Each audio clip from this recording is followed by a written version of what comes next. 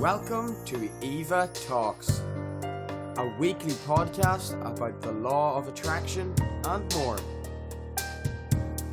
Enjoy today's episode.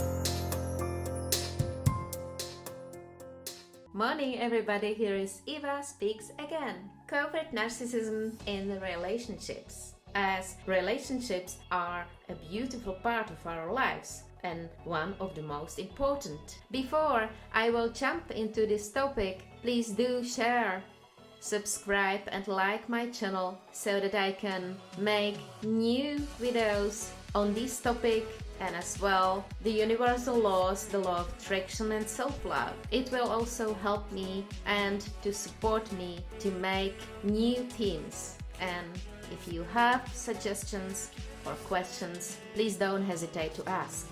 Let's start. We, being a social animal, rely on, adore and find peace in our associations. But sometimes, for a few of us, these relationships can also act oppositely, contributing to making our lives a mess. According to statistics, around 60.2% of our community is struggling with narcissistic personality disorder, so-called NPD. Moreover, among these, around 75% of the population is male.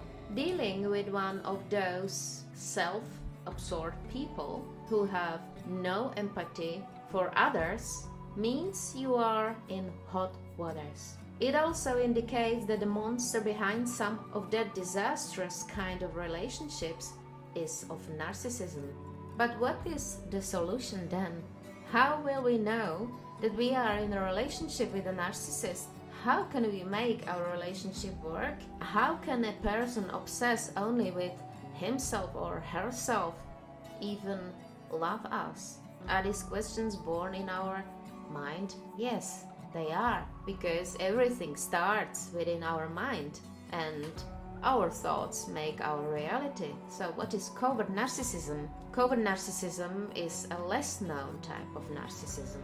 In this type, the covert narcissist, like any other type, is crammed with self-absorbance and self-importance, so-called unhealthy self-love. But on the other hand, studies show that they are low self-esteem and sensitive. That's why they are good at masking this selfish attitude. So how will you know that you are in a relationship with a covert narcissist? Covert narcissists are hard to notice. That's why before learning to deal with them, awareness is key. So what are the general traits to spot a covert narcissist in a relationship? Of course, they crave admiration and validation from you 24/7. In an attempt to feel superior, they try to humiliate you or try to influence your abilities. However, compared to overt narcissists, a covert narcissist delicately achieves this purpose because they choose to look humble, introverted and modest. Covert narcissists are extremely sensitive to criticism, and this was one of the red flags I recognized during my relationship. An investigation conducted that covert narcissists scored very high on sensitivity to criticism. The next trait I want to mention is that they hunt opportunities to steal your butter, and they can also suffer from depression and anxiety as they sense emptiness and lack of admiration, which leads to these mental conditions. And this was also in my case one of the biggest red flags. They always need a supply. When they don't have supply, they start to play victim again. A supply is for them the energy, as they behave like vampires who want to steal your energy. So how to make your relationship with a narcissist, a specific covert narcissist, work? Is it even possible? I learned quite a lot about it. Of course, I'm not a scientist or psychologist, But what I already heard, what's being researched, is that this trait is not possible to heal. There are only 1% of these people with this mental disorder who can heal.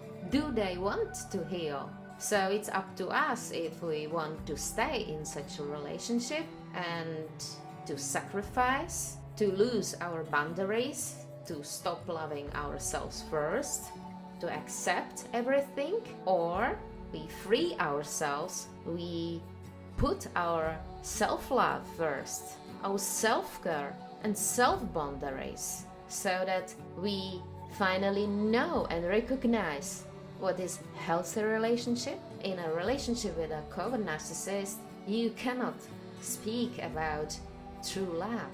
There is no love at all. It's only a mask. These are some of my collected and research aspects of a relationship with covert narcissists. So rethink them once again. And if you are in such a relationship, think about it, to put yourself first and be your best version of yourself is the best way to reach and to have the most beautiful and loving and healthy relationship. Thank you for listening, and I will speak to you next week. Bye bye.